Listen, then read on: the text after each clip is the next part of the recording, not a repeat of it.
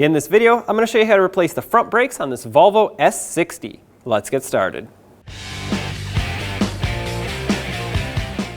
With a 19mm socket, remove all 5 of your lug bolts and pull the wheel off.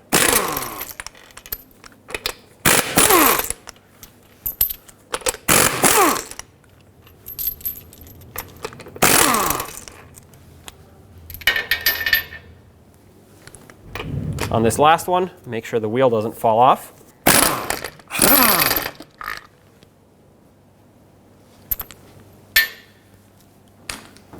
Remove the wheel. Now from the outside, let's remove this retainer clip. You can take a pry bar and gently pry this in, or a little bit outwards at the same time. There we go. Once you do that, you should be able to remove it. Now from the backside, you'll see 2 rubber boots with caps on them. Take the caps off. This will expose the slider pin 7mm Allen bolts. There are 2 of them. There's one on the top as well. With both of them out of there, grab your socket and we'll remove these. You might need an extension for this top one just because of the brake hose. There's one. Be careful of the boot though. There it is. Now you can pull the caliper away.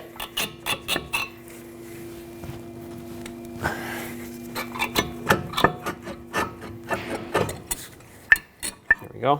And in my case, both pads came with the caliper. At this point, you do not want to hang it by the brake hose.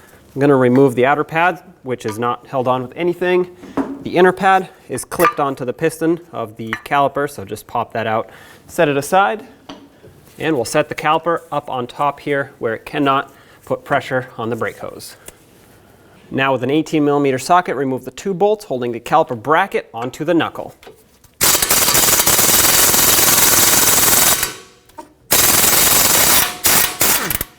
There's one. Leave this one in a couple threads so it can hold the bracket while you take the top one off.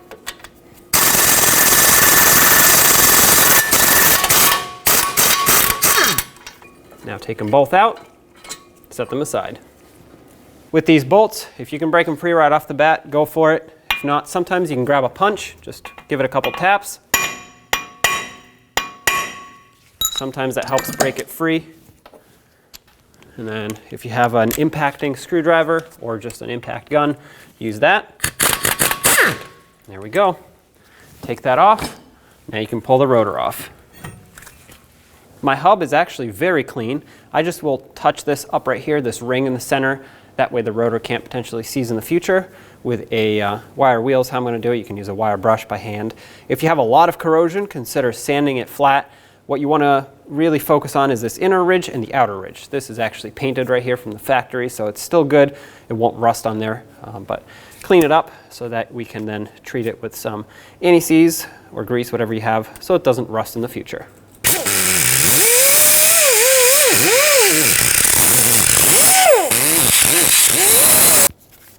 Okay, rinse it off with brake parts cleaner. I know I took some of the paint off, that's okay. We can put more anti-corrosive coating on, and that's going to be anti-seize. Try to avoid spraying it in where the lug bolts go, in the threads.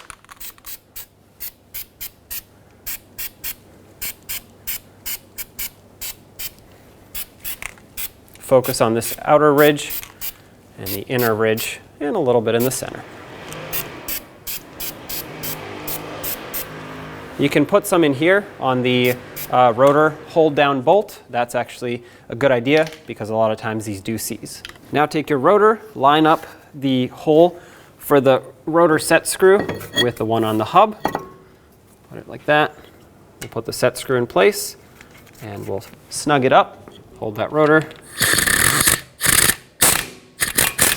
This doesn't need to be extremely tight, just make it snug. Next, it's a good idea to wipe off the rotor. In our case, it just has a special coating that is not oil-based, but a lot of rotors will come with a Cosmoline oil coating from the factory, which you do have to remove in order to actually use your brakes.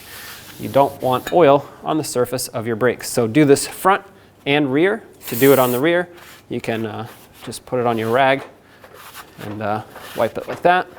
Just go all the way around. Make sure it's clean so the pads have a dry, good biting surface to adhere to. Now with the caliper bracket on the workbench, let's clean up this area where the pads actually ride.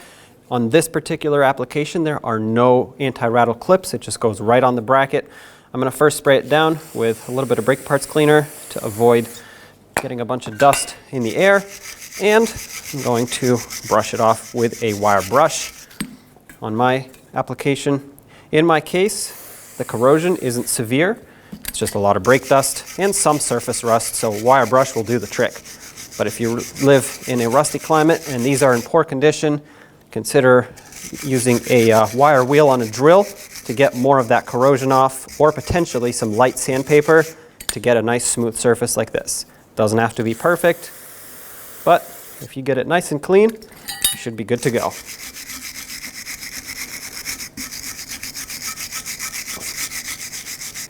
That's what we're aiming for. Let's do the same to the other side. Your slider pins need to be cleaned off. As you can see, there's a lot of old gunky grease here, so wipe them off the best you can with a rag of some sort. And then we're going to use some more brake parts cleaner. Just try to get the majority of it off first. If you have to use a wire brush on the threads, go ahead, clean those off. Make sure there's minimal grease in there and minimal debris.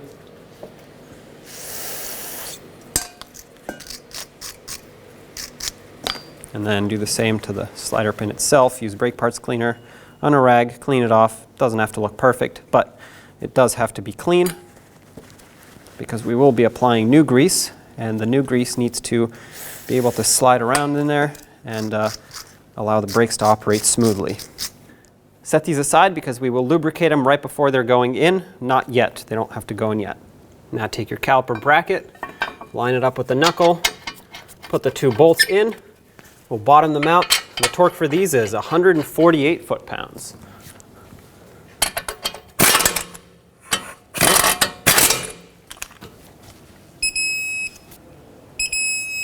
And two. Now we have to push this piston back in so we can make space for the new, thicker pads. The way this caliper is set up, I can't use a typical brake piston depressor tool. So I have these large welder's pliers that I'm going to hook up and over, and I'm going to gently squeeze to push this piston back in.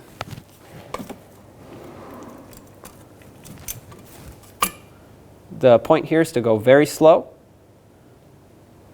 You don't want to push it in fast, and if it binds up at all, that likely means your caliper piston is seized.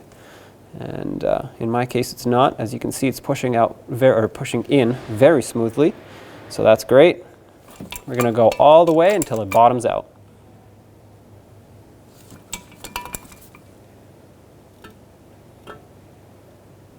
That's it. Right there, it's bottomed out.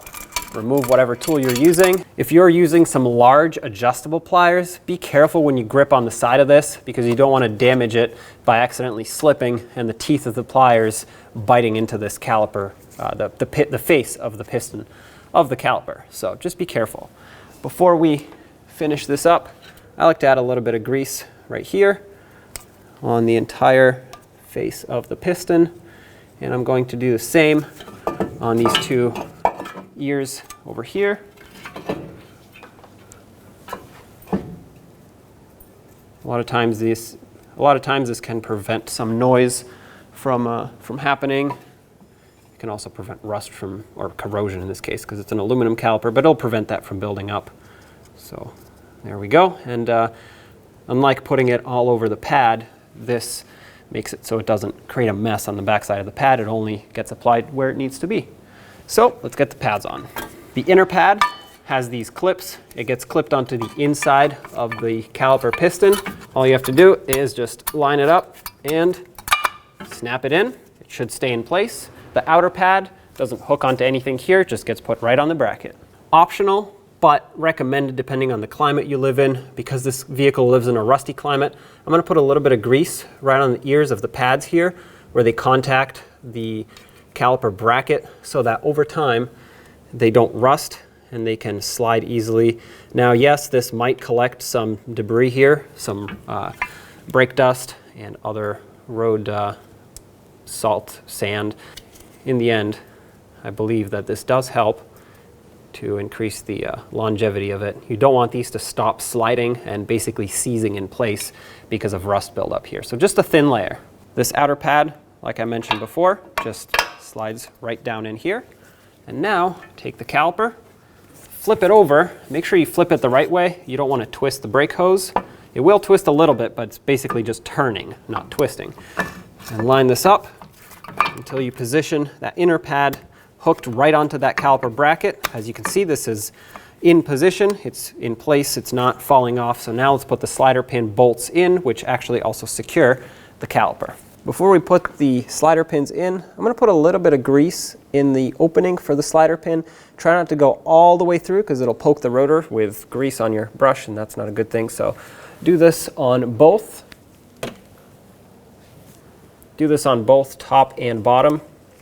Try to get it on the edges here because putting it on the slider pin, because when you put it on the slider pin, a lot of it is going to get wiped off as you try to insert this into its hole, basically. So do this and slide it through.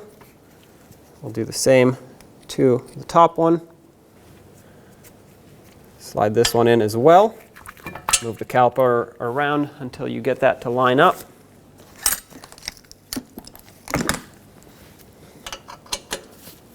Make sure you start these by hand so that you don't accidentally cross-thread them. Okay, these are good. Let's bottom them both out.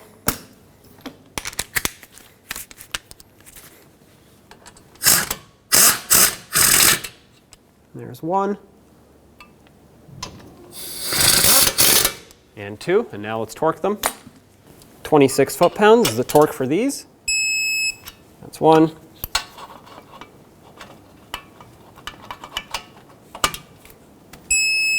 And two. Now let's put the caps back on. Don't forget those because otherwise moisture makes its way in there and can wash out the grease, corrode everything, and that wouldn't be good. Now let's put the spring retainer in, hook it onto the center on the caliper bracket, and with the help of a pry bar, while you hold it in there, pry it in at the top or at the bottom. And now you have to do the same for the top. Hold it and give it a couple taps to make sure that it's fully seated. Now let's put the wheel back on. Try to line it up and have a lug bolt ready so you can thread it in. Once you get one in, you can let go because the wheel will stay. You can put the other ones in.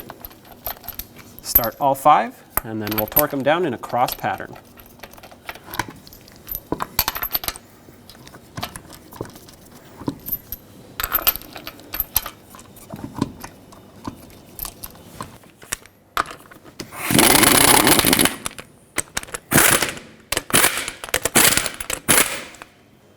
A 103 foot-pounds is the torque for this in a cross pattern.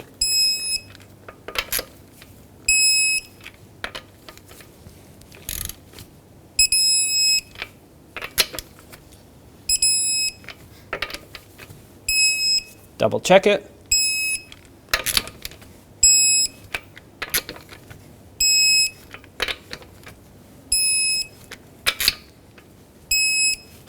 Pump up your brakes and take it for a road test. When only the best will do, demand TRQ. The only company that lets you view before you do. TRQ is committed to offering the highest quality aftermarket auto parts that are engineered for peace of mind. Thanks for using and viewing with TRQ.